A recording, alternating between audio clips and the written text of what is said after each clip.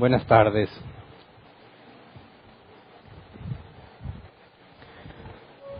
Vamos a continuar donde nos quedamos. Vamos a Primera de Juan, capítulo 1, versículo 5. La clase pasada, el domingo, analizamos los primeros 4, ¿verdad? Analizamos a la persona de Jesús. Vimos cómo Juan nos está demostrando que Jesús es Dios. Está demostrando que Jesús tiene dos naturalezas, la naturaleza divina y la naturaleza humana. Y nos metimos a cierta profundidad en entender quién es Jesús, separando la parte humana, separando me refiero a conceptualmente, ¿verdad? Entendiendo la parte humana y la parte divina, y lo que Juan está diciendo cuando se refiere al verbo que da vida o al verbo de vida. Y vimos que es mucho conocimiento teórico, pero que, dado que el objetivo de la carta es presentar una defensa ante los falsos maestros, ese conocimiento teórico va a ser utilizado por Juan para demostrar qué es o cómo es un cristiano auténtico. Todo tiene que partir de nuestra teología, lo que conocemos de Dios, ¿verdad? Teología es el estudio de Dios. Si tienes una mala teología, tu vida no va a reflejar la verdad bíblica.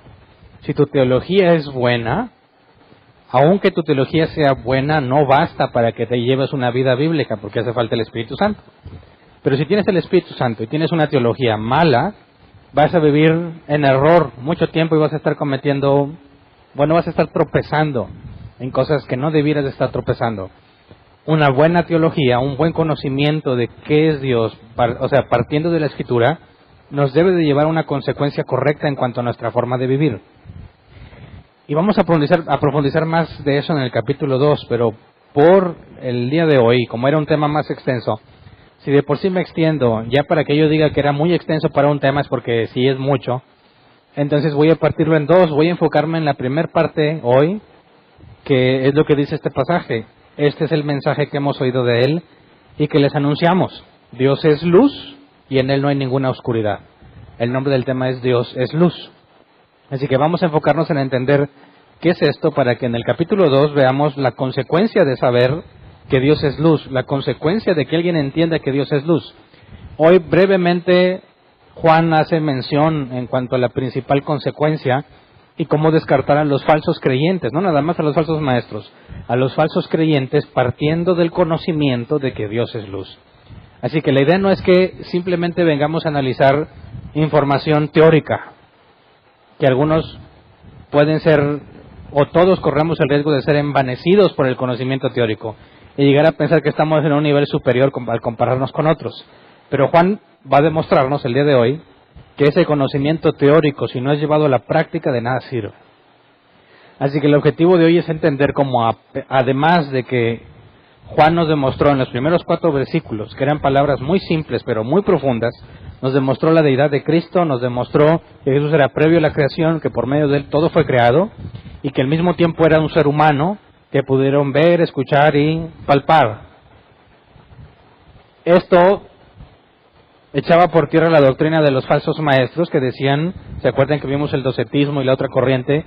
Que algunos decían que Jesús realmente era un ser divino, pero no tenía cuerpo material porque, según la doctrina de estos falsos maestros que dio origen al gnosticismo, lo material es inherentemente malo, o sea, todo lo material es malo y todo lo espiritual es bueno. Así que, si Jesús era divino, o provenía de la divinidad, no podía tener un cuerpo material porque era malo, y Dios no puede hacer algo malo, según ellos. El otro extremo es que tenías que hacer morir todo lo terrenal para poder vivir digamos, ser agradable a los ojos de Dios. Se convertía en un legalismo, se iba en un extremo, a un libertinaje para aquellos que decían que todo lo material es malo, lo espiritual es bueno, así que lo que haga en la carne no importa, no estoy haciendo nada fuera de lo normal y no hay forma de que eso me contamine el espíritu bueno y la carne es mala. Los llevaba a un libertinaje donde cualquier cosa que hicieras en la carne estaba permitida. Y eso no es desde fuera de la iglesia, sino desde adentro de la iglesia. Los maestros falsos estaban enseñándole eso a los creyentes, que no importaba lo que hicieras en tu cuerpo, con tu vida, tu espíritu sería bueno y a fin de cuentas no existiría el juicio que tanto los apóstoles, como Pablo y los apóstoles hablaban sobre el juicio que sucederá cuando Jesús regrese. Sabemos que para las naciones es un juicio para perdición, pero para sus hijos es un juicio para recompensa. Los falsos maestros rechazaban la idea de que Jesús fuera a enjuiciarlos porque lo material no cuenta según ellos. Y el otro extremo eran los legalistas, ¿verdad?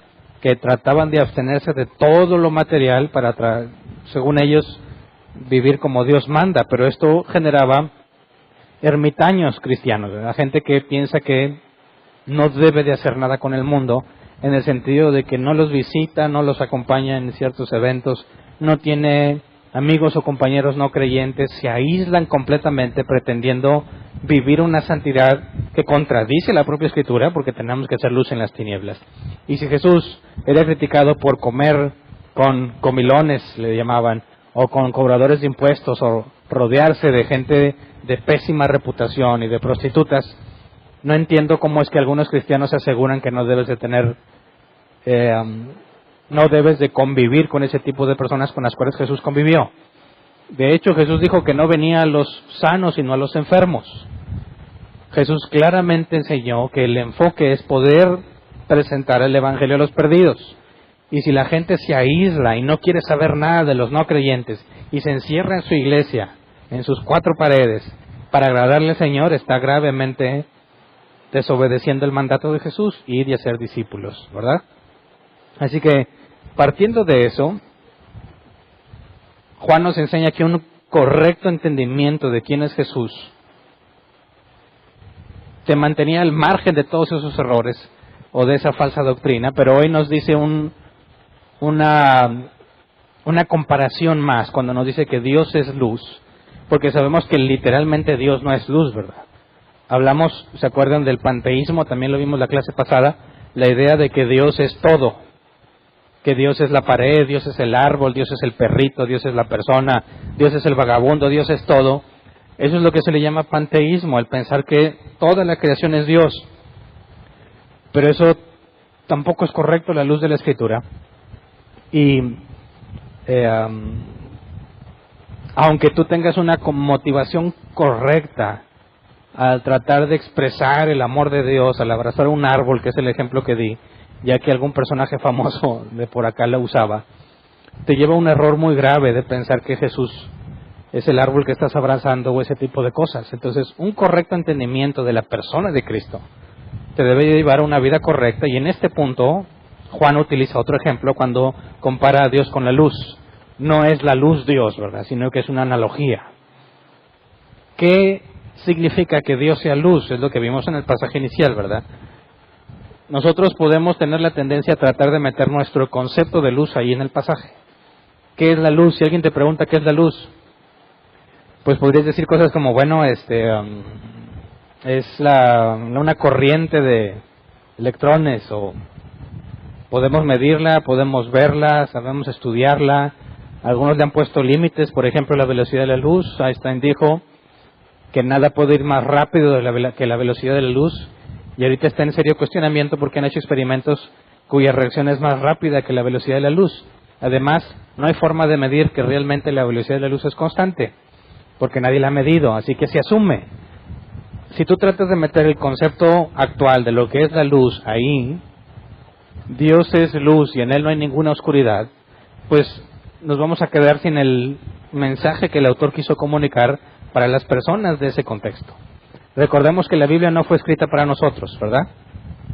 Sí fue escrita en un sentido para nosotros, pero no a nosotros.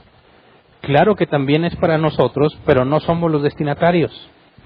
Cuando Dios inspiró a estos hombres, en el caso de Juan, para comunicar a la iglesia, en este caso a las personas que estaban luchando con la falsa doctrina, porque muchas personas estaban yendo de las iglesias convencidos de la falsa doctrina que les enseñaban, Dios inspira a Juan para que escriba esto, pero lo escribe en palabras que ellos entiendan. Así que para poder entender qué significa que esto de que Dios es luz, tendríamos que trasladarnos a lo que una persona de aquel entonces entendía como luz. Y dado que no hay luz eléctrica ni definiciones científicas, para ellos la luz no tenía solamente una connotación física, sino que tenía otros significados. Si vemos el original, la palabra luz en ese pasaje es phos, que se traduce según la concordancia Strong como luz. El diccionario Helps nos da un detalle adicional que nos ayuda a entenderlo. Dice el diccionario Helps, se traduce como luz, especialmente en términos de su resultado o lo que manifiesta. Así que no está hablando de la luz como un elemento, sino de lo que resulta cuando hay luz. Está hablando de lo que es una consecuencia al tener luz en algún lugar. Y cuando nos habla de oscuridad, la palabra oscuridad es scotia, que se traduce como oscuridad y en sentido figurado se traduce como oscuridad espiritual en el ámbito de lo moral. Entonces, si estuviéramos nosotros en aquel tiempo y Juan nos dijera en ese contexto que Dios es luz, captaríamos, según lo que del original podemos ver en cuanto al resultado, captaríamos dos ilustraciones que normalmente se usaban y que encontramos en el resto de la Escritura, sobre todo en los Evangelios, en las palabras de Cristo. Si analizamos qué es la luz, para empezar, en ellos Jesús dijo que nadie enciende una lámpara para ponerla debajo de la mesa, ¿verdad? O guardarla en un cajón, sino que la pone en alto para que todos se beneficien.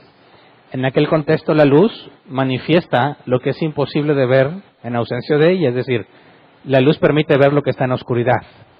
Sin luz es imposible que sepas dónde estás o por dónde caminas. Así que es por medio de la luz que puedes ver las cosas. Por eso se traduce en algunos casos como conocimiento. La luz se entendía como el conocimiento que una persona tiene y que lo lleva a evitar tropiezos, porque el que está en la oscuridad tropieza porque no sabe dónde va. Veamos cómo el propio apóstol Juan utiliza esta palabra en el capítulo que sigue. Vamos a 1 Juan 2, 9 al 11. 1 de Juan 2, 9 al 11. Donde Juan aplica esta misma palabra de luz y de oscuridad, un poco más detallado. Dice, el que afirma que está en la luz, pero odia a su hermano, todavía está en la oscuridad. El que ama a su hermano permanece en la luz, y no hay nada en su vida que lo haga tropezar. Pero el que odia a su hermano está en la oscuridad, y en ella vive, y no sabe a dónde va, porque la oscuridad no lo deja ver. Y aquí vemos claramente la aplicación de la palabra, no en el elemento luz u oscuridad, sino en la consecuencia de la luz, en la consecuencia de esta oscuridad. El que odia a su hermano todavía está en la oscuridad, en ella vive y no sabe a dónde va, porque la oscuridad no lo deja ver. Ese no dejarlo ver implica el conocimiento. No puede ver el problema que hay en no amar a su hermano. No puede ver el problema que implica odiar a su hermano. Se dice cristiano, pero odia a su hermano, está en tinieblas, porque no puede ver lo que está haciendo, no entiende lo que está haciendo. Si Dios es luz, entonces, partiendo del conocimiento, si Dios es luz, entonces se concluye que Dios es omnisciente, todo lo sabe, no hay oscuridad en Él, no hay forma de ocultarle algo a Dios, ¿verdad? Y otra comparación entre lo que utilizaba Pablo, dice que comunión tiene la luz con las tinieblas, ¿verdad? Hablando de un yugo desigual. Tiene que ver con la pureza o la santidad, la luz, y el pecado, la oscuridad. Y tiene cierta relación porque el que peca piensa que está oculto a los ojos de Dios. ¿Recuerdan de Adán y Eva cuando se les abre ojos? Se dan cuenta que están desnudos y en lugar de acudir a Dios para arreglar el problema, cosen o juntan, según el original, hojas y se hacen una especie de delantal para solucionar su desnudez. Pero no acudieron con aquel que ofendieron, sino que tratan de ocultar el problema que ahora pueden ver, ¿verdad? Este ocultamiento es lo que está relacionado con el pecado. El que peca, y todos nosotros podemos saber eso con claridad, todos sabemos que Dios es omnisciente, ¿verdad? Sin embargo, cuando pecas, piensas que nadie se dio cuenta. Y piensas que si no le dices a nadie, va a permanecer oculto. Pero si Dios es luz y no hay oscuridad en Él, es imposible que ocultes a su vista el pecado que has cometido. Así que cuando hablamos de luz y de oscuridad, también en la Escritura entendemos que hay un contraste entre lo santo y lo pecaminoso. Entonces, si Dios es la luz, partiendo del conocimiento, diríamos que es omnisciente, es una conclusión lógica. Y si Dios es luz, partiendo de lo santo, de lo puro y lo perfecto, con respecto o en contraste con el pecado, entonces Dios es perfecto. Y esto es muy importante porque sigue pareciendo conocimiento teórico. Qué buena información, Hernán. Dios es omnisciente, ok, Dios es perfecto, pero eso, ¿en qué me ayuda en mi vida cristiana? Bueno, cuando Juan nos dice eso, regresemos a Juan 1:6, nos dice que Dios es luz y que no hay oscuridad en Él. Toda aquella persona que tiene eso bien entendido, que realmente lo cree, ¿verdad?, sabe que es verdad. Si yo te preguntara, si quisiéramos identificar a un cristiano auténtico, ¿qué buscarías en la persona? Yo me enfrento a ese problema muy seguido. Hay personas que normalmente llegan aquí a la congregación y me dicen, soy cristiano, tengo X cantidad de años congregándome, y pues vengo a ver si me dan la oportunidad de servir. Algunos me han dicho, sé cantar, sé tocar, sé hacer esto y lo otro. En lo que me digan, de inmediato me pongo a servir. Bueno, sabemos que la Biblia enseña que cualquiera que pretenda servir dentro de la iglesia, pues tiene que pertenecer a la iglesia, tiene que ser un nacido de nuevo. ¿Cómo podrías identificar si tal persona dice la verdad o miente? ¿Cómo le dices? ¿Qué le preguntarías? ¿Le dirías, a ver, cuáles son los 5 puntos de la gracia? Para ver si es salvo. Bueno, no tiene nada que ver. ¿Le preguntarías qué es la salvación? A ver si me lo sabe explicar. Bueno, va a depender mucho de la capacidad de esa persona para ponerlo en palabras, pero quizás no te dé una buena explicación de lo que es la salvación. ¿Cómo podrías determinar si es o no? Bueno, según la definición de Juan, si Dios es luz y sus hijos, los cristianos, los de veras, caminan con Dios, tal persona debería caminar en la luz o en las tinieblas. Si Dios es luz y no hay oscuridad en Él, y tú caminas con Dios, ¿cómo debes de vivir? ¿En luz o en oscuridad? Considerando los dos posibles contextos de luz y oscuridad. Luz en cuanto a santidad y también en cuanto a conocimiento o entendimiento. Si una persona realmente es hijo de Dios, está en la luz. Leamos lo que dice el versículo 6, primero de Juan 1:6. Si afirmamos que tenemos comunión con Él, pero vivimos en la oscuridad, mentimos y no ponemos en práctica la verdad. Juan nos dice la clave para determinar quién sí es cristiano y quién no. Bueno, si dice que tiene comunión con Dios y partimos de que Dios es luz, no puede ser que viva en oscuridad porque no podría caminar con Dios, ya que es luz, ¿verdad? La luz en las tinieblas resplandece, dice la Biblia, pero las tinieblas no pueden estar presentes cuando hay luz, ¿cierto? Las tinieblas no pueden estar en un lugar donde está iluminado. Así que alguien que asegura que es cristiano tiene que tener evidencia de que vive en la luz, ¿verdad? Si él se comporta exactamente igual como los del mundo, y no quiero que te imagines así el peor pervertido que puedas ver en el mundo, no. Hay ateos muy morales, o sea, muy bien portados, que hacen muchas cosas buenas, ayudan al prójimo, apoyan en su comunidad, luchan por salvar las ballenas, etcétera, etcétera. Bueno, ¿cómo sabes si ese es un cristiano? Llega una persona y te dice que soy cristiano, tú puedes analizar su vida y decir, bueno, lucha por las ballenas, apoya a rescatar perritos de la calle, hace todo lo que un cristiano debiera de hacer en el sentido de que es un buen vecino, cumple con lo que la ley le pide, etcétera, etcétera. ¿Es suficiente para concluir que es un cristiano? Bueno, tendríamos que definir primero qué es vivir en la luz y qué es vivir en la oscuridad, ¿verdad? Lo primero que Juan nos dice es que si afirmamos que tenemos comunión con Él, pero vivimos en la oscuridad, mentimos y no ponemos en práctica la verdad. Entonces, partiendo de lo que la luz es, podemos deducir que es la oscuridad, ¿no? Si la luz es santidad y perfección, pues la oscuridad es lo opuesto, el pecado. Si vivir en la luz es vivir en santidad, vivir en oscuridad es vivir en pecado. Si la luz es entendimiento o conocimiento, bueno, el verdadero creyente, el que vive en la luz, entiende las cosas de Dios. El que vive en la oscuridad no las entiende. Y hay un pasaje que lo afirma. Las cosas del Espíritu, el hombre natural no las puede entender, porque se han de discernir espiritualmente. Necesitas el Espíritu Santo para entender las cosas de Dios. Así que estar en la oscuridad no necesariamente habla solo de acciones pecaminosas. También tiene que ver con la capacidad de entender. Es decir, no entiendo las cosas de Dios. No conozco a Dios. Puedes hacer cosas muy buenas y muy útiles, pero si no tienes un entendimiento de Dios, de nada te sirve. Las obras por sí solas no sirven para nada. Es fe acompañada de obras. La fe sola tampoco sirve para nada. Y ahí está la clave. La palabra fe, del griego pistis, ser persuadido, implica que fuiste convencido de algo. No puede haber cristianos que digan, mira, yo no sé qué fue lo que me pasó, yo digo que soy cristiano, pero no entiendo nada de lo que hago.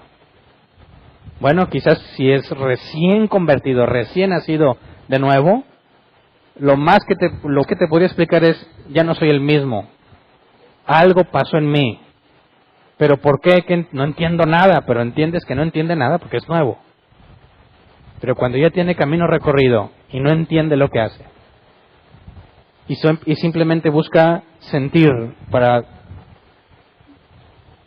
creer que se ha conectado con Dios. Cristianos que dependen de la alabanza o de la adoración para poder decir, es que ahora sí Dios me tocó por la emoción que sintió en su cuerpo. Pero ignora muchas cosas de la Biblia en el sentido fundamental de Dios, de Jesús, de la santidad. Aquí hay un problema grave. ¿Cómo puedes decir que conoces a Dios si no entiendes las cosas de Dios? Oye, pero me porto bien. Eso no sirve para nada. Nuestra justicia es como trapos de inmundicia, dice la Biblia. No son nuestras buenas acciones lo que nos identifica, o sea, no por sí solas. Tiene que venir acompañada de un conocimiento de Dios. Notemos cómo Jesús, cuando les informa a los que se sentían seguros en aquel día, Señor, Señor, en tu nombre echamos fuera demonios, Jesús le dice, apartaos de mí, hacedores de maldad, nunca os conocí. Hay dos cosas, hacen maldad y no hay una relación cercana. La palabra conocí es el griego ginosko, conocimiento obtenido mediante una relación personal cercana. Así que no nada más son las cosas que haces, sino la relación en cuanto a qué tanto conoces a Dios. Ahora, si realmente estamos caminando en la luz, alguien que vive en las tinieblas sería fácilmente reconocible, por el lado de sus acciones o por el lado de su entendimiento. Tiene que tener ambas cosas. Pero bueno, tratemos de definir o reconocer a un cristiano que anda en la luz. Bueno, si andar en la luz es hacer buenas obras y tener entendimiento, ¿cómo mides a un cristiano? Hacer buenas obras o no vivir en pecado.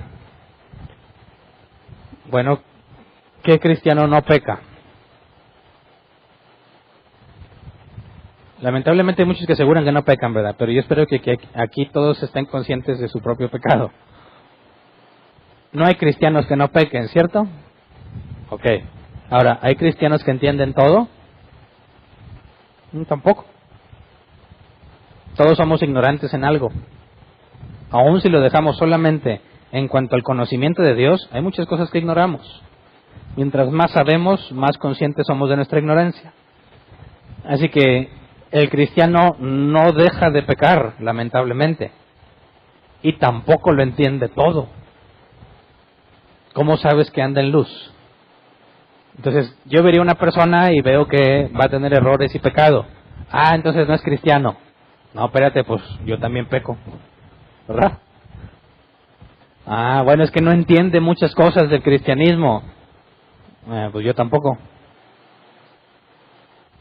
Entonces, no sé si te des cuenta que al tratar de buscar quién vive en la oscuridad es bien fácil, ¿verdad?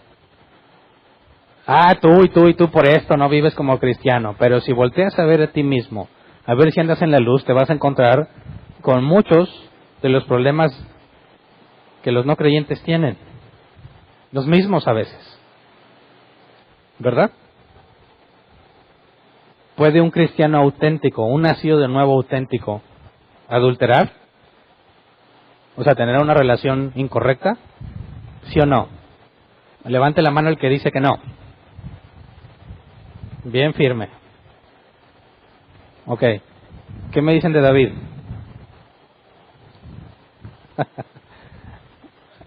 ¿Ah? ¿Podría un auténtico cristiano negar a Jesús? ¿Sí o no? Si piensas que no, ¿qué me dices de Pedro? Estamos de acuerdo en que se pone complicado, ¿no? Si empezamos a ver ejemplos de ver cómo identificas a alguien que no es cristiano, a veces resulta muy fácil para nosotros empezar a señalar tú no, y tú no, y tú no. Bueno, pero ve los personajes bíblicos y considera las acciones que ellos hicieron y son muy graves también. Es más, voltea a verte a ti mismo. Así que bueno, ¿cómo le hacemos para saber quién vive en la luz entonces, ya que ninguno deja de pecar y no entendemos todas las cosas? ¿Cuál es el criterio para determinar quién sí vive en la luz? Versículo 7. Juan nos da la respuesta. Pues si vivimos en la luz, así como Él está en la luz, tenemos comunión unos con otros. Y la sangre de su Hijo Jesucristo nos limpia de todo pecado. Ok. ¿Cuál es el criterio aquí según Juan para saber quién sí vive en la luz? ¿Que no peca? No, al contrario dice, y la sangre de su Hijo Jesucristo nos limpia de todo pecado. O sea, Juan está consciente de que el cristiano sigue pecando. Así que no te está diciendo que el criterio es que ya no peque. Es más, ni siquiera se considera un criterio. Porque es imposible que un ser humano deje de pecar. Mientras estemos en este cuerpo, es imposible que dejes de pecar. Ahí está la ironía que el cristiano vive. Como mencionaba Pablo, lo bueno que quiero hacer no lo hago, y lo malo que no quiero hacer termino haciéndolo. El verdadero cristiano está consciente de esa lucha, y a pesar de que sabe de que nunca va a dejar de pecar, no deja de esforzarse por dejar de pecar. Pero en este caso no es esa la señal así primero. El que anda en tinieblas, ya vimos el caso, odia a su hermano, ¿verdad? El que anda en la luz tiene comunión unos con otros. Ándale pues, ¿cómo identificas a un verdadero cristiano? Por su relación en la iglesia. No por la cantidad de pecado en su vida, aunque vamos a ver que Juan nos habla de pecado de muerte, y que hay pecado que no es de muerte, pero lo veremos más adelante. Claro que el pecado cuenta, ¿verdad? Sí, pues se la pasa borracho o marihuano, golpea a su esposa, es desobligado con sus hijos, pero jura que es cristiano. Dices, no. Bueno, es que estoy hablando de pecados muy exagerados, pero bájale el nivel a pecados más personales. Mentir, de ese nadie se libra, ¿verdad? ¿Qué fue Santiago el que dijo que nadie puede dominar la lengua? Todos ofendemos, todos seguimos pecando. Así que cuando nos empezamos a ir a una perspectiva fina de lo que es el pecado y dejamos fuera los más pervertidos y cochinos y los más amarillistas, cuando nos vamos al lado fino nos encontramos que tenemos todos el mismo problema. Pero Juan dice que el que vive en la luz tiene comunión unos con otros. Hay algo en esa persona que la lleva a buscar convivir con los de la iglesia. Por eso es que los cristianos que dicen que son cristianos pero no se congregan, mienten con todos los dientes. Es imposible que el que vive en la luz no busque la comunión con sus hermanos. Entonces fíjate cómo el factor cambia completamente. No vas a estar buscando santidad en el sentido de que no peca. No vas a estar buscando que lo entiende todo, no. Buscas su esfuerzo, su empeño en tener comunión con el cuerpo de Cristo. Ahora tiene mucho sentido, ¿no? ¿Para qué puso Dios la iglesia? ¿Para qué dio ministerios, dones repartidos como Él quiso? La Escritura dice, para edificar al cuerpo de Cristo, para capacitarlo para toda buena obra. Así que el congregarse no es un acto egoísta de venir a sentarme a escuchar y aprender para irme a mi casa y tratar de vivirlo. Es parte de, pero no es el objetivo. El objetivo está en dos cosas: edificar y ser edificado, porque para eso es la iglesia. Así que si alguien dice que es cristiano y tiene muchos errores, dices, bueno, si esos errores no son de muerte, que más adelante lo analizaremos, pero si esos errores son comunes a lo que experimentamos todos los demás, es decir, peca, pero hay una clara diferencia entre el que no es de Dios y el que sí, el que vive impulsado por los deseos de su carne, que no nada más peca, sino que se enorgullece de su pecado y que alienta a otros a cometer el mismo pecado. Digo, un cristiano auténtico peca y le debe doler en el alma. El que no es nacido de nuevo lo disfruta, lo planea, lo organiza, lo lleva a cabo y luego se regordea en su éxito. Se sienten orgullosos del pecado que cometen. Y hay una diferencia clara entre el creyente y el que no es creyente. Pero si hablamos en términos de pecado, no vas a encontrar un creyente perfecto. Pero sí debe haber evidencia del amor que tiene hacia la iglesia, el cuerpo de Cristo. En cuanto al pecado, dice, la sangre de su Hijo Jesucristo nos limpia de todo pecado, ¿verdad? De todo pecado. ¿Cuáles? ¿Los de antes de nacer de nuevo? ¿Los de ahora o los futuros? ¿Cuántos? ¿Cuáles? Todo pecado.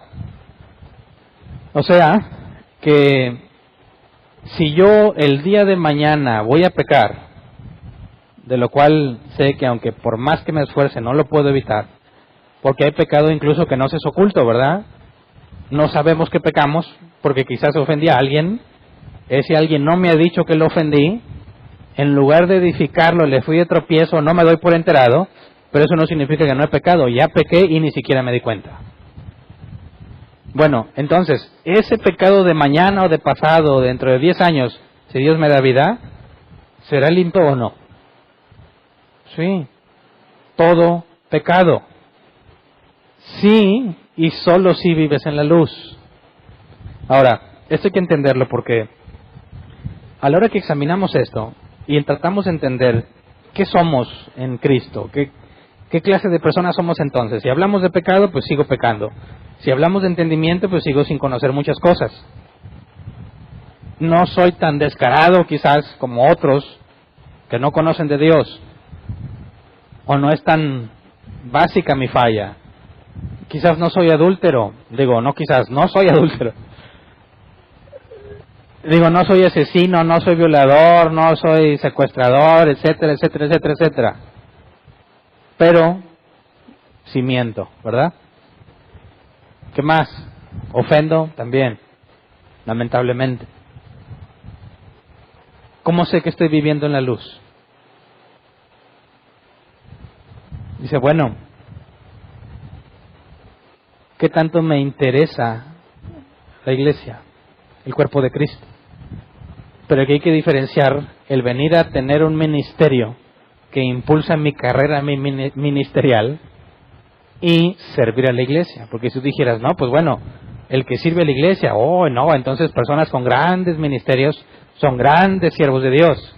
¿No es cierto?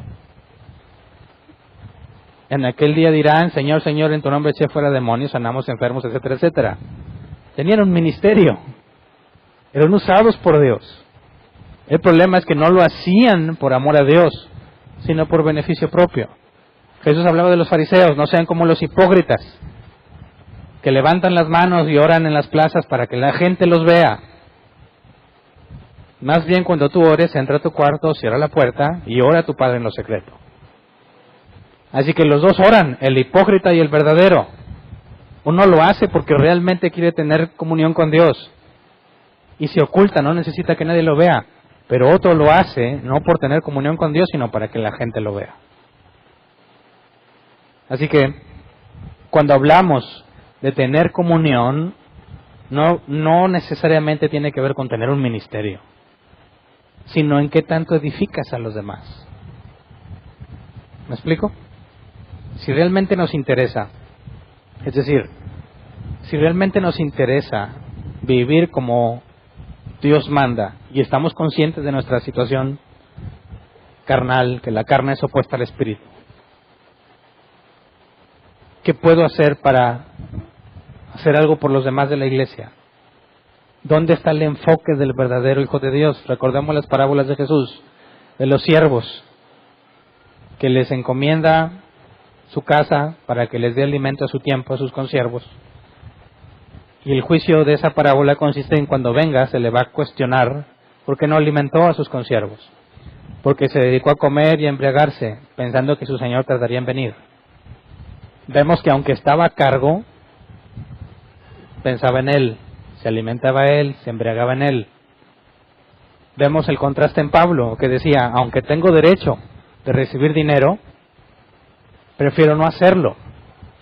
Decía, con estas manos trabajo, para mí, para mis compañeros. ¿Ves el contraste? Entre uno que come y se embriaga, y el otro que dice, aunque pudiese tomar algo de ustedes, prefiero no hacerlo. Es un servicio desinteresado. Decía Pablo, no se trata de que los hijos le den a los padres, sino que los padres le den a los hijos. Y eso echa por tierra a muchísimos predicadores que dicen que si quieres recibir bendición tienes que darle a él. Eso es opuesto. No son los hijos los que deben dar a los padres, sino los padres a los hijos. Así que el caminar en luz dentro de una congregación donde en el caso de Pablo hay falsos maestros que están convenciendo a la gente de cosas erróneas. Dice Juan, fíjate bien en el interés que tienen por convivir con los creyentes. Porque se acuerdan, en el tema pasado dijimos que algo que sucedía históricamente es que esos falsos maestros provocaban división entre la iglesia. Aquellos que no aceptaban o no reconocían su enseñanza, los excluían. Solo recibían de buena forma a los que les creían. De manera que terminaban apartándose completamente. Se llevaba a todos los que le creían y a los demás los hacían a un lado. Los discriminaban y los excluían. No los consideraban parte de la congregación. Juan dice, para ponerlos en evidencia, que el verdadero creyente busca la comunión. ¿Me explico? Está dejando en claro, fíjate cómo está refutando a los falsos maestros sin decir el nombre de los falsos maestros. ¿Verdad? No dijo, no, y este fulano y mengano, no le hagan caso a ellos. No, lo que Juan decide hacer, inspirado por el Espíritu Santo, es exponer la verdad. Para que aquellos que son de Dios, aquellos que vivan en la luz, se afirmen en la verdad. Esto no está escrito para meterle miedo a la gente. ¿Qué tal si no eres de Dios? ¿Ah? ¿Qué tal si no vives en la luz? ¿Qué tal si andas en tinieblas? No.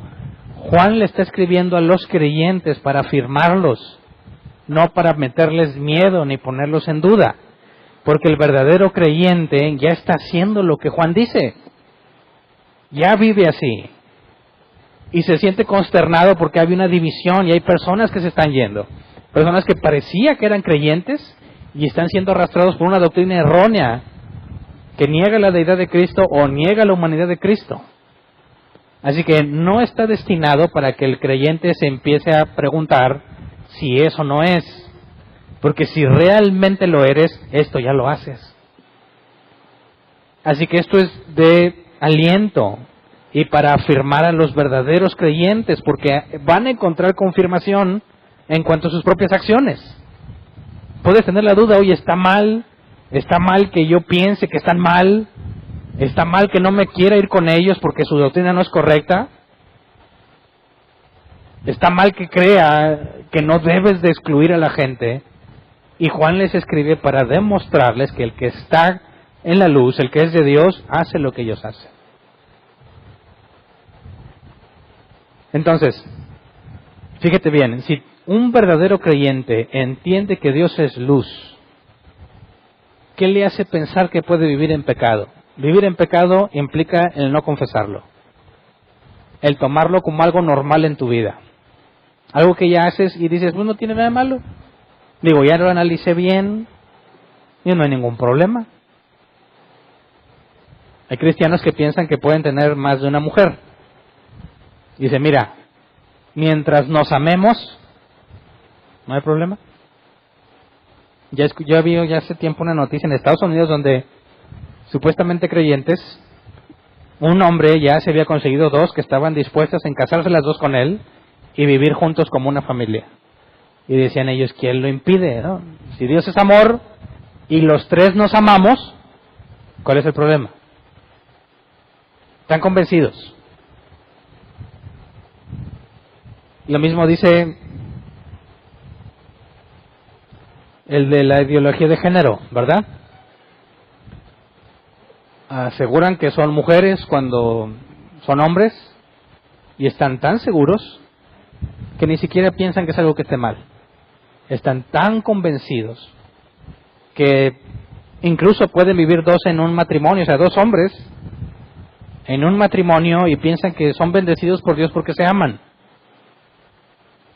Y dices, bueno, ¿de dónde sacaste esa idea? Pues de que Dios es amor, ¿verdad? Sí, ¿y su justicia y su santidad dónde quedó? Fíjate cómo una mala teología te lleva a una vida incorrecta. A fuerza te lleva a una vida incorrecta. En este caso, estas personas piensan que están en la luz y sienten que no tienen nada que confesar porque para ellos eso ya es normal. Y es más, se consiguen iglesias en Estados Unidos donde dicen, es cierto. Y en lugar de tener un pastor o un grupo de ancianos, tienen un matrimonio de mujeres lesbianas casadas que dan el ejemplo a todos los demás de que pueden ser bendecidos por Dios. Cuando realmente hay una grave contradicción contra lo que la Escritura enseña. Fácilmente Jesús dijo, ¿no está escrito que el hombre dejará a su padre y a su madre y se unirá a su mujer? ¿Serán una sola carne? Esa es la definición del matrimonio. Cualquier definición que no encaje ahí, en palabras de Jesús, no puede ser considerado un matrimonio que anda en la luz, ¿verdad?, de Dios. Así que las personas que viven en las tinieblas no se dan enteradas que están en las tinieblas. Piensan que están en la luz. De alguna forma piensan que Dios ya les dio chance o ya les autorizó la vida que están llevando porque se sienten bien. ¿Me explico? Por eso, si esta carta fuese para hacerte sentir mal, porque a lo mejor no andas en la luz y tú eres un falso creyente, no te sentirías mal porque tú piensas que estás en la luz. Esta carta no es para los que son falsos, esta carta es para los verdaderos, que se sienten, tienen incertidumbre de lo que están haciendo porque es tan obvio que los demás están equivocados, pero los otros no lo pueden ver. Es tan obvio que la Escritura dice cómo deben ser las cosas, pero los demás no la ven. Y cuando Juan escribe esto, les da seguridad de que están en lo correcto. Porque los otros ya piensan que están bien. Así que el que anda en las tinieblas piensa que porque él ya se convenció, ese pecado ya no va a ser visto por Dios. Piensa que porque se autoconvenció de que a fin de cuentas no es malo, se va a mantener oculto a los ojos de Dios. Pero Dios es luz y no hay oscuridad en Él. ¿Me explico? No hay forma de mantenerlo oculto. Aún todo cristiano sabe que cuando decides pecar, porque no pecas involuntariamente, ¿verdad? Pecas porque así lo decidiste y cuando lo decidiste, piensas que nadie te vio, incluyendo a Dios. Y piensas que como no le has dicho a Dios pequé, ni cuenta se dio. Piensas que como, mira, no he mencionado el tema con Dios, ando mal, pero todavía no lo hablo con Él, es como si Dios dijera, pues ¿qué onda, Hernán? ¿Qué novedades? No, nada. Piensas que puedes mantenerlo oculto cierto tiempo hasta que decidas confesarlo, cosa que es absurda porque Dios es luz y en Él no hay oscuridad. Si entiendes eso y pecas, ¿cuál sería la consecuencia lógica? confesar tu pecado. Confesar tu pecado. ¿Por qué? Porque sabes que no está oculto. Porque tú sí ves, tú estás en la luz. Tú puedes ver el grave error que cometiste. Y que aunque te trates de convencer de que no es tan grave, sabes que es grave. No se puede esconder. El Espíritu Santo te lo pone como evidencia clara. No puedes simplemente decir, no, pues voy a hacer como que nada pasa. Lo vas a intentar y no vas a poder. Porque estás en la luz. Y en la luz todo queda manifiesto. ¿Me explico? Leamos el versículo 8. Si afirmamos que no tenemos pecado, nos engañamos a nosotros mismos y no tenemos la verdad. Aquí tiene que ver claramente con la enseñanza de los falsos maestros, que decían que lo que hagas en la carne no implica nada malo, como quiera el Espíritu es bueno. Así que lo está diciendo directamente, si piensas que no tienes pecado. Se incluye ahí, nos estamos engañando a nosotros mismos si no tenemos la verdad. Y ese es el autoengaño del que hablo. Te autoconvences de que no está nada mal, no hiciste nada malo. Y Juan lo dice directamente, no puede ser. Te estás engañando a ti mismo, no tienes la verdad. Versículo 9. Si confesamos nuestros pecados, Dios, que es fiel y justo, nos los perdonará y nos limpiará de toda maldad. Así que el que está consciente de que está en la luz, y realmente está en la luz, su pecado no va a quedar oculto. No lo vas a dejar de ver. Sabes que estás mal. Y además sabes que es imposible que se lo ocultes a Dios. ¿Cuál es la consecuencia lógica de alguien que entiende que Dios es luz? La confesión. Estoy mal. Estoy pecando. Señor, yo sé que no te fue oculto. Vengo a ponerme a cuentas contigo. Porque yo sé que está mal y sin embargo quise hacerlo. Y eso es peor que hacerlo por ignorancia, ¿verdad? Así que tendrías que decirle, Señor, perdóname. Entiendo que mi pecado me es manifiesto y no me dejas ocultarlo. Así que me presento ante ti. No hay nada que yo pueda hacer para justificar lo que hice. Y lo que dice Juan es que Dios, que es fiel y justo, nos los perdonará y nos limpiará de toda maldad. ¿Cómo que es fiel y justo? ¿Fiel y justo a mí? O sea, ¿Dios es fiel a mí y por eso me va a perdonar? Creo que no. Nosotros no estamos en esa frase. ¿A qué se refiere con que Dios es fiel y justo? ¿Ah? Bueno, ¿cuál justicia se referirá aquí? Lo justo es que me condene, ¿no?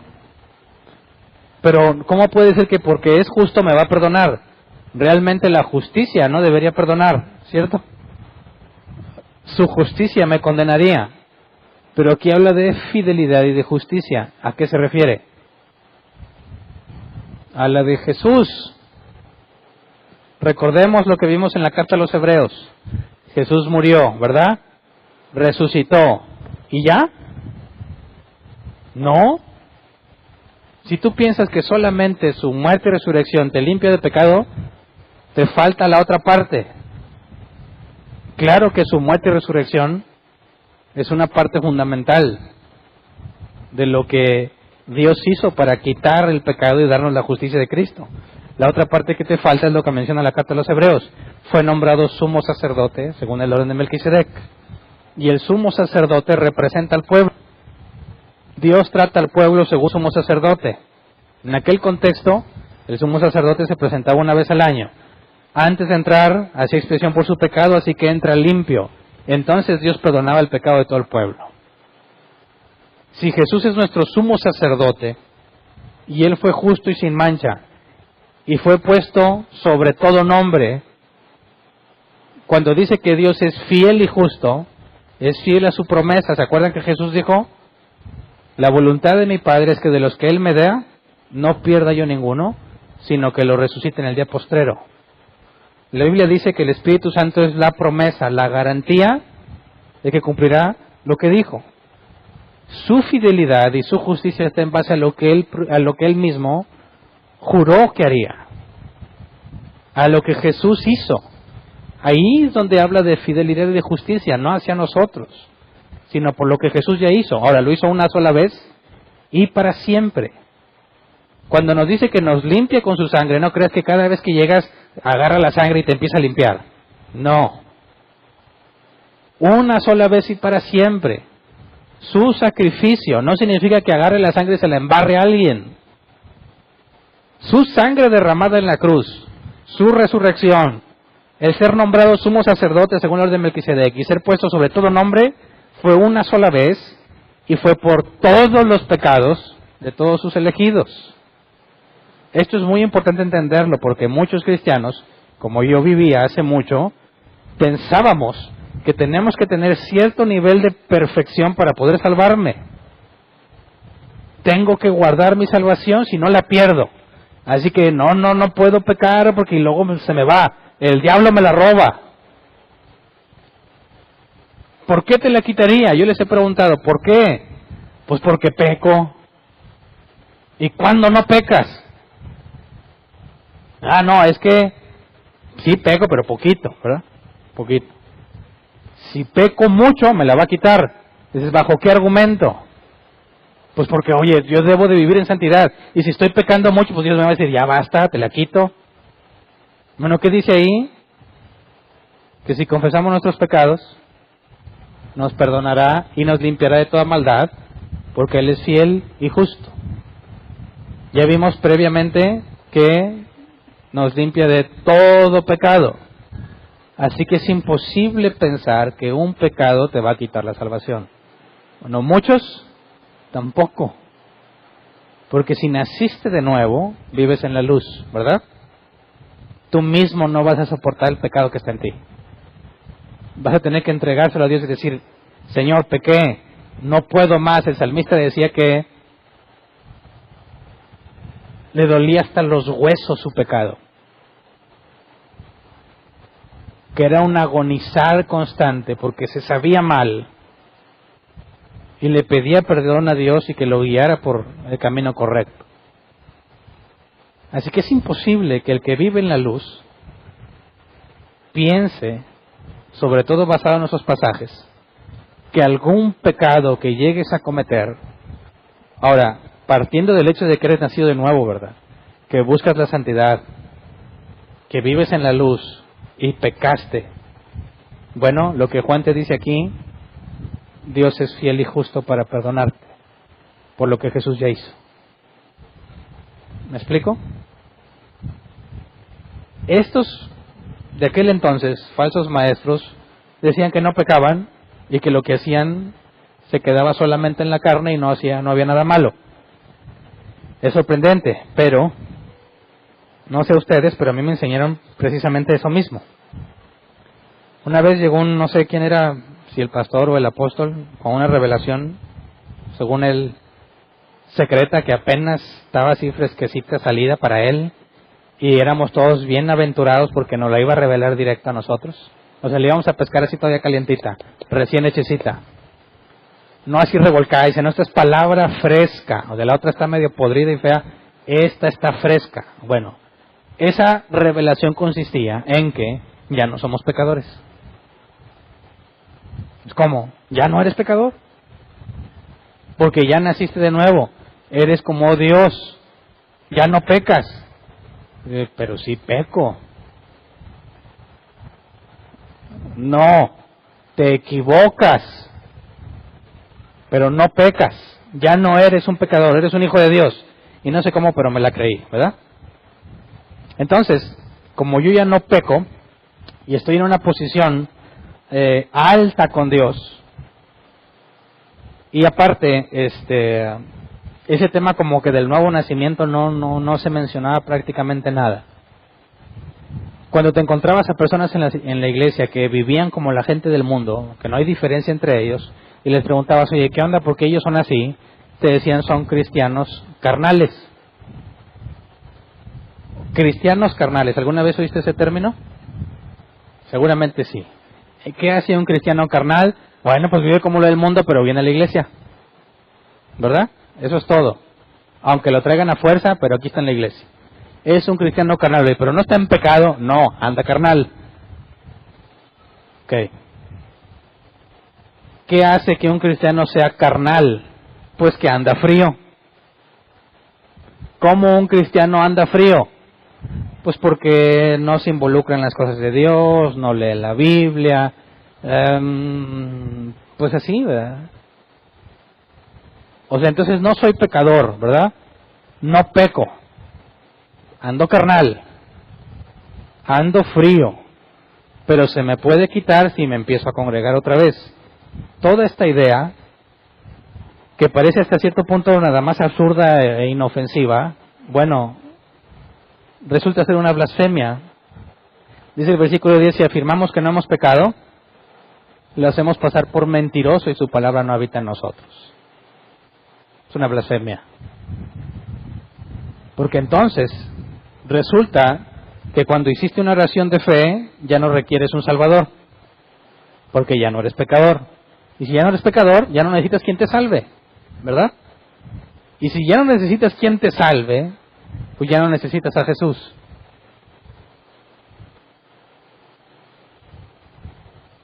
Esta doctrina, muy similar a lo que enseñaban en aquel tiempo, convencía a la gente de que realmente ya no eran pecadores, era una especie de cristiano más elevado que ya no peca, pero seguramente con otras palabras, simplemente es carnal. Es un grave error, partiendo de que si realmente Dios es luz, los cristianos carnales no existirían, ¿verdad?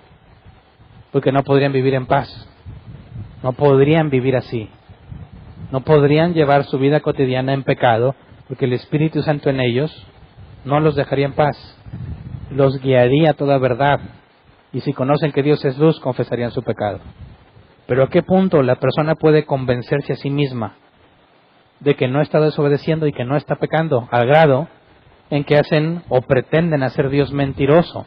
Ya que la Escritura dice que por cuanto todos pecaron, están destituidos de la gloria de Dios. Y dice que nadie puede refrenar su lengua. Imposible es que no vengan tropiezos, dijo Jesús. Pero bueno, algunos, y yo conozco todavía algunos que siguen en esa doctrina, están completamente convencidos de que no son pecadores.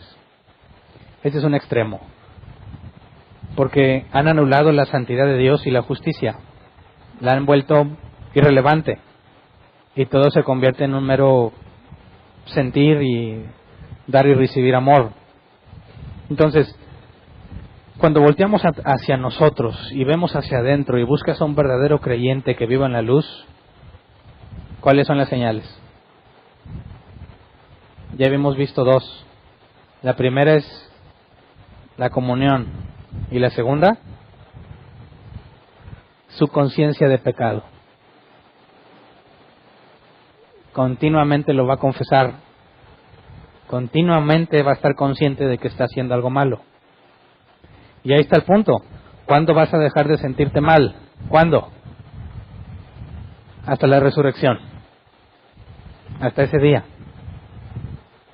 Entonces, ¿para qué nos esforzamos en hacer las cosas bien si a fin de cuentas no se va a quitar? Si a fin de cuentas nunca vas a dejar de pecar, ¿para qué te esfuerzas, no? Bueno, ahí está la verdadera esencia del creyente. Sabe que nunca va a desaparecer su pecado, sin embargo, anhela dejar de pecar. El verdadero creyente me debe entender. Sabes que no vas a poder eliminar el pecado de tu vida, sin embargo te esfuerzas por no pecar. Algo más fuerte que nosotros nos impulsa a hacer lo correcto, aunque sabemos que no vamos a ser perfectos en este cuerpo. Algo más fuerte que nosotros nos guía a lo correcto y nos hace ver nuestros errores. ¿Y sabes qué? Nos equivocamos, y a veces igual que los no creyentes. Pero, a diferencia del no creyente, no vas a soportar esa situación. ¿Los matrimonios cristianos discuten? ¿Pelean? ¿Los no cristianos también? ¿Sí? ¿Cuál es la diferencia? ¿Qué sucede después de la pelea? ¿Qué sucede después de la discusión? ¿Verdad? Porque después de la discusión, el no creyente quizás va a celebrar que ahora sí ganó, o va a celebrar que no se le descubrió todo, nomás parte, o va a tratar de imponer lo que piensa que le beneficia más, y se va a enorgullecer de tener el control, ¿verdad? Aquí yo soy el que toma las decisiones, y se jacta, ¿verdad? Bueno, en un matrimonio cristiano, después de la discusión, ¿qué debes de encontrar? Va a tener que llegar a decir, perdón, hice mal, no estoy en paz, quiero que estemos bien. ¿Por qué? Oye, pero pues quizás no estuvo tan mal lo que hiciste, pero sabes que está mal en cierta forma. No tratas de obtener la razón, no quieres ganar la discusión, buscas arreglar las cosas. ¿Por qué? Porque si realmente eres creyente y oras a Dios y hablas con Él, ¿con qué cara te presentas sabiendo que estás mal acá? ¿No dijo Pedro que nuestras oraciones tienen estorbo si no estamos haciendo lo que corresponde con nuestras esposas? Así que un verdadero creyente, al decir que vive en la luz, está consciente que él fue traído a la congregación, a la iglesia de Cristo, con dones que Dios le dio, ¿verdad? Al menos uno. Y que ese don, según la Escritura, no es para ti, sino para los demás. Así que si estás en la luz, no vas a llegar a decir, es que yo tengo este don, a mí pónganme a servir. No, vas a empezar a buscar a quién puedes ayudar con el don que Dios te dio. ¿Me explico? Y aparte, cuando te digan, oye, qué bueno eres, qué tan cerca estás de Dios, está Dios, y luego tú vas de cuenta. ¿Cómo le haces? Siempre hay unas o...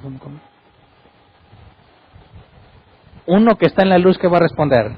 Si no, sí, mi hermano, esto es muy difícil, o sea, años y años de entrenamiento, o sea, no, tú no sabes a qué seminario fui, tú no sabes quién fue mi pastor, tú no sabes quién fue mi apóstol. Y hay quienes dicen, esto lo aprendí del mismo diablo.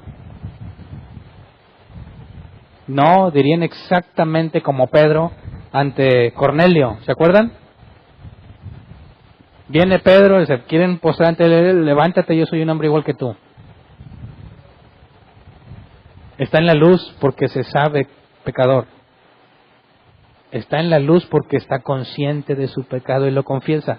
Soy pecador, soy igual que tú. No hay ninguna diferencia. Cuando Pablo estaba en la isla de Malta, si no me equivoco, sanaron que era el padre o el suegro de alguno de los gobernadores o líderes de ahí, y pretendían exaltarlos como dioses. Rasgaban sus vestiduras diciendo, no somos nosotros, es Dios. Están en la luz, saben que no son ellos, están conscientes de su precaria condición al compararte con Dios. El que está en las tinieblas dice, amén, amén, ¿quién quiere más bendición? Venga. ¿A quién le paso la unción? Y dices, ¿está ciego? ¿Acaso cree que es él? Claramente está en oscuridad. No puede ver, no puede entender que la gloria solo es de Dios. Oye, y cuando nos equivocamos, ¿qué pasa si entre los cristianos hay un conflicto? Bueno, a ver, entre los no cristianos hay conflictos, también. ¿Cuál es la diferencia? Se van a pedir perdón los cristianos. ¿O significa que entre nosotros no va a haber conflictos? Claro que los va a haber. Lo que tiene que haber después del conflicto es la reconciliación, la rendición de cuentas, el decir perdón. Ahí está la clave. Los falsos maestros de aquel entonces no podían vivir así. No pueden convivir con alguien que no acepta su doctrina. ¿A quién le consta eso? ¿Cuáles son los primeros síntomas?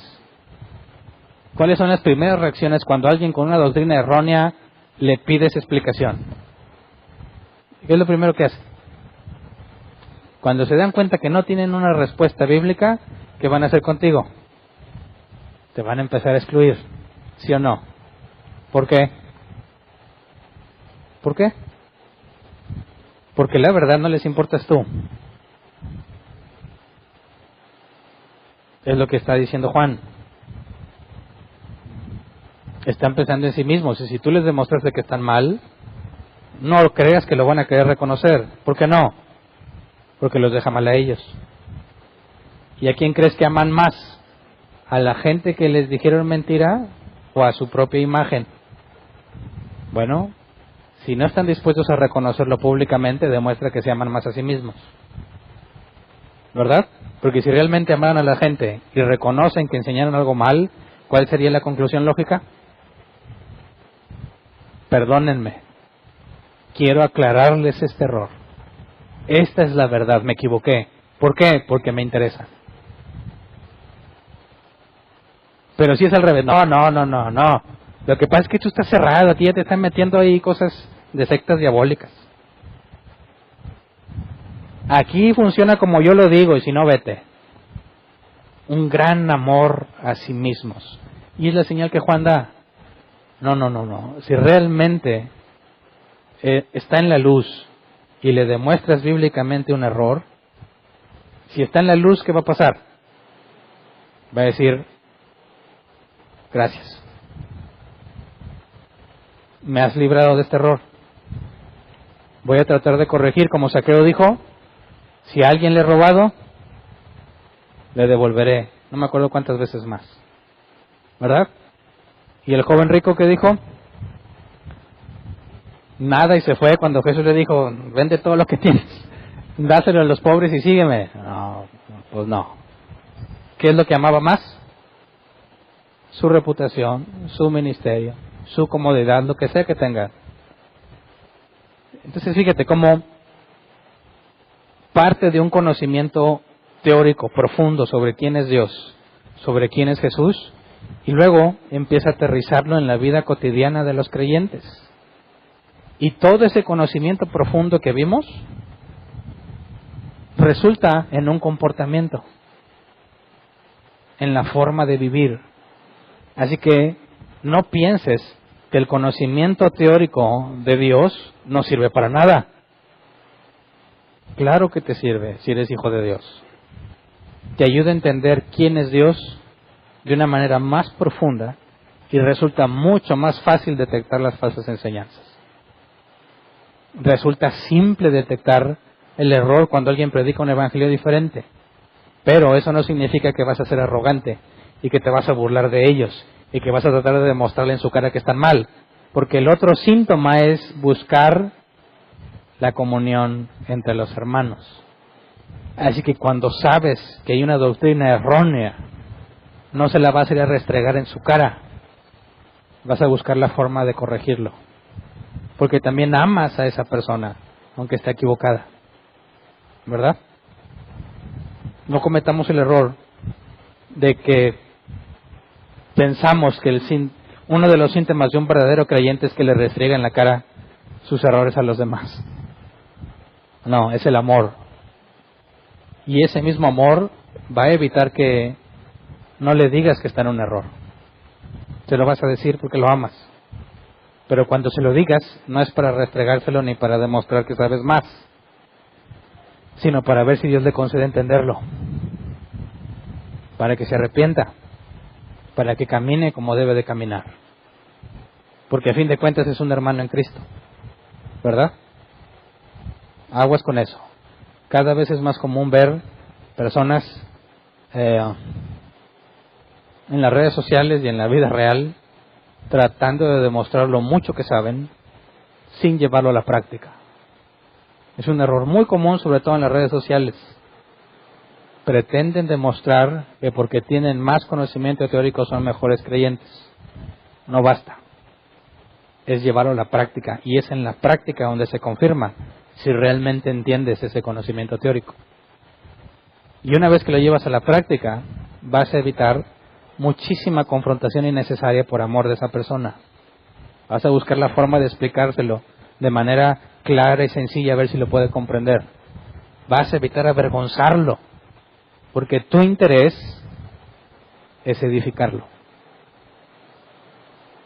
Así que si te topas a esto, sábelo todo. Que les guste decir palabras acá complejas, minimizando o tratando de inferiores a los que no piensan como él. Sábelo pues que él mismo está engañado. Pretende demostrar el engaño a otros y él mismo está engañado. Porque el conocimiento auténtico de un cristiano se traduce en un comportamiento bíblico y en amor a los hermanos. Así que fíjate, Juan es muy directo, ¿no? Les estoy diciendo la verdad directa. Si tú dices que no pecas, haces a Dios mentiroso. No tienes la verdad. Te engañas a ti mismo, ¿verdad? Les está diciendo la verdad. Los está confrontando con la verdad.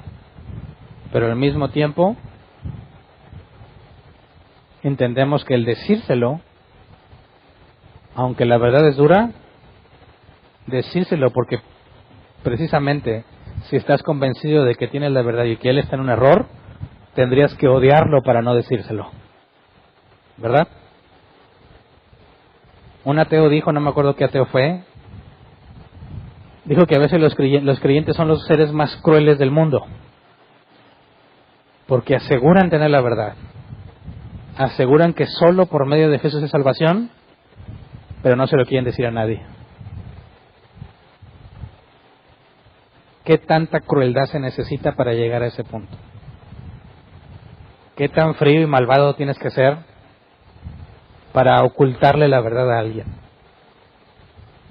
Ahí está el punto donde ese conocimiento que presumimos tener, no lo llevamos a la práctica, porque la verdadera señal de un creyente que vive en la luz es que busca la comunión con los otros.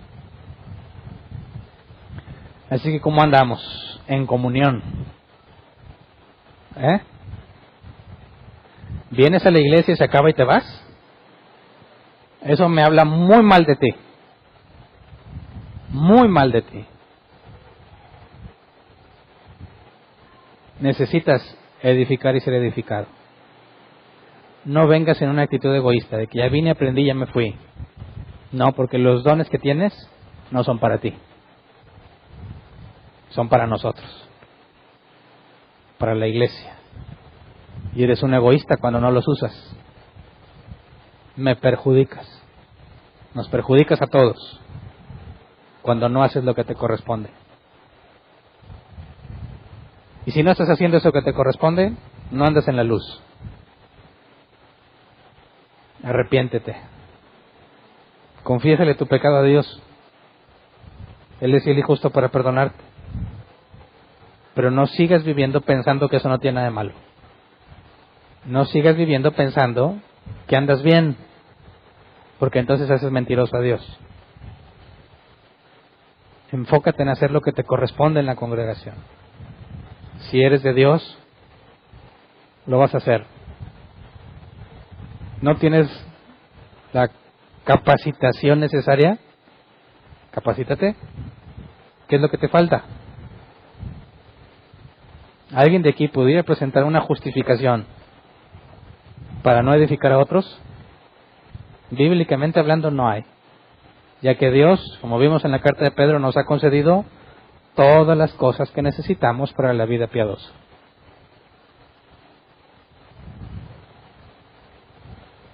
Andemos en la luz, ¿estamos de acuerdo? Vamos a ponernos de pie, vamos a orar.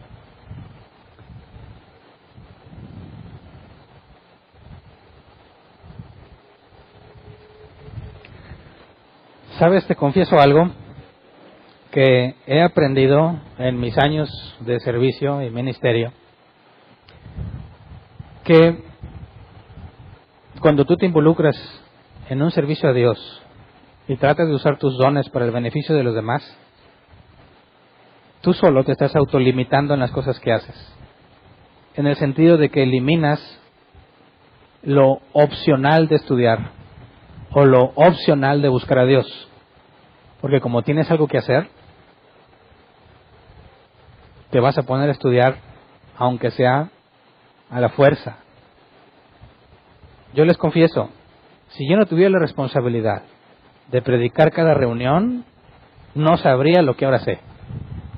No hubiese estudiado lo que he estudiado. no hubiese investigado lo que he investigado. ¿Por qué? Porque sería opcional. Y si es opcional, no lo voy a buscar hacer. Pero si estoy comprometido con Dios, no me puedo dar el lujo de dejar de estudiar. No me puedo dar el lujo de no orar, no me puedo dar el lujo de dejar de investigar, porque el día que lo deje de hacer, aquí voy a ser evidenciado. ¿Verdad? ¿Está mal? No, el que piensa estar firme, mire que no caiga. Cuando te involucras en un área de servicio, tú mismo estás poniendo un cerco para mantenerte en las cosas de Dios. Sin ese cerco que te forza, te presiona a ponerte a hacer algo, vas a estar de ocioso y sin fruto. Es la verdad. Así que no pienses que cuando tengas un ministerio, de repente vas a tener un chorro de ganas de hacer las cosas. No, vas a seguir luchando exactamente igual. El punto es que ya tienes un compromiso y lo tienes que hacer. Es como dicen, tienes un examen de aquí a 3 meses, no empieces a estudiar ya. ¿Verdad? Los más mexicanos un día antes. Y te aseguro que si fuese a 4 meses, hasta el 4.º mes, te pones a estudiar. ¿Verdad? Cuando David no fue a la guerra y se puso a pasearse por los lugares altos de su palacio, ¿se topó con quién? Con Betsabé. No estés de ocioso. Ocúpate en algo de Dios. Eso va a ser una herramienta muy útil para que sigas avanzando. Recuerda, Dios no siempre va a llamar al capacitado. Normalmente capacita al que llama. Así que si te ha dado un don, lo sabes, y estás esperando a saber todo lo que se tiene que saber para poder ponerlo a trabajar en las cosas de Dios, estás en un error.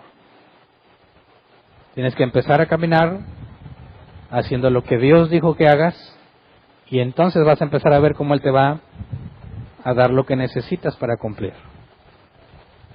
Pero si sigues sin un compromiso en las cosas de Dios, vas a seguir igual de ocioso y no vas a avanzar. Así que ya no puedes estar en esa área en tinieblas. Ya te la eché a perder. Ya te lo dije y ya no tienes excusa. Tienes que hacer algo al respecto. Vamos a orar, Señor. Primero queremos pedirte perdón porque es cierto que somos ociosos. Es cierto que si no tengo el compromiso no lo voy a hacer. Es cierto que si no tengo que hacerlo, voy a ocupar mi tiempo en otra cosa. Concédenos, Señor, no el ser hipócritas a la hora de servir, sino saber claramente que debemos ponernos a nosotros mismos límites para no irnos o desviarnos más allá de lo que debemos. Enséñanos a poner marcas y límites claros a nuestras actividades para poder forzarnos a nosotros mismos, como decía Pablo, doblegar su propio cuerpo para hacer lo que es correcto. Concédenos la oportunidad de servirte, Señor, de poder edificar a otros, que me capacites, que me hagas aprender, que me hagas crecer en entendimiento, en sabiduría, que me hagas crecer en santidad, para que pueda ayudar a los que van empezando, para que pueda ayudar a aquellos que vienen y que necesitan ser capacitados, que necesitan ser apoyados, que necesitan un consejo bíblico. Ayúdanos, concédenos ser útiles para tu reino. Concédenos ver que las personas son preparadas y capacitadas para toda buena obra. Concédenos ver que estamos avanzando y que cada vez más gente se pone a servir con honradez, con humildad. Concédenos ver que nos confesamos nuestros pecados unos a otros. Concédenos ver que en medio de los posibles conflictos que puedan presentarse entre nosotros, siempre podamos ver la reconciliación siempre podamos ver la rendición de cuentas, siempre podamos ver a los cristianos confesando su pecado, unos a otros, pidiéndose perdón. Señor, que podamos ver entre nosotros la verdadera señal de los que viven en la luz. Ver personas que buscan la comunión entre los creyentes, que buscan ser de utilidad, que buscan crecer también y ser edificados, que asisten a la iglesia no simplemente porque les limpia la conciencia, sino porque realmente desean servir y que también permitan ser servidos. Que nuestros dones sirvan para edificar a otro y los dones de ese otro me edifiquen a mí. Que podamos saber que todos dependemos de todos en nuestro crecimiento, en el conocimiento de Dios y en nuestra vida cristiana. Que entre nosotros siempre haya luz para reconocer nuestra verdadera condición ante ti. Te pedimos según tu misericordia que no dejes a ninguno de nosotros en tinieblas, convencido de que no peca o envanecido pensando que es Él el que imparte bendición, Señor, negándote a ti como fuente de toda bendición. Que ninguno de nosotros se envanezca cuando lo use, Señor. Que ninguno de nosotros llegue a la conclusión de que se ha vuelto indispensable o que es una especie de estrella o personaje principal. Que siempre la gloria sea tuya. Que siempre quede en evidencia que no somos más que siervos inútiles y que nunca nos permitas olvidar lo inútiles que somos, Señor. Que nunca podamos convencernos a nosotros mismos de que somos buenos, de que no necesitamos de ti. Por favor, Señor, en tu misericordia, nunca nos dejes vivir en oscuridad. Que tu luz resplandezca sobre nosotros en entendimiento y en santidad. Que cuando pequemos, no nos dejes ocultarlo. No nos dejes en las tinieblas. No nos dejes sin disciplina.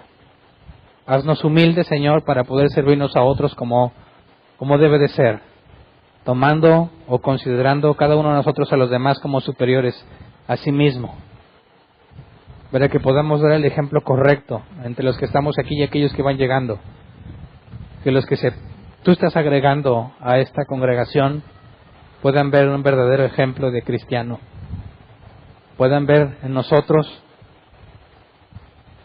no la ausencia de conflictos, sino la solución de todo conflicto que se presente.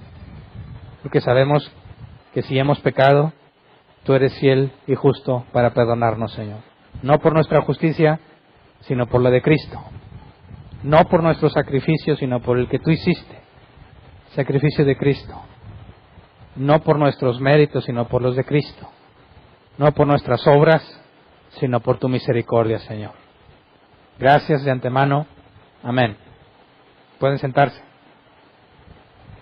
Pasemos a la sección de preguntas. Si quien tenga una pregunta, por favor, levante su mano y le llevan el micrófono. Preguntas relativas al tema. Si vienes por primera vez, no importa, no se requiere antigüedad para preguntar. ¿Alguien tiene una pregunta? Levante su mano. No me enojo, tampoco la otra vez preguntaba. No, es que te vas a enojar. No me enojo. Si tienes una duda, dame la oportunidad de aclararla. Si no, pues no, ¿verdad? Todos estamos bien, expliqué con ganas. No hay ningún problema. ¿No hay preguntas? Bueno.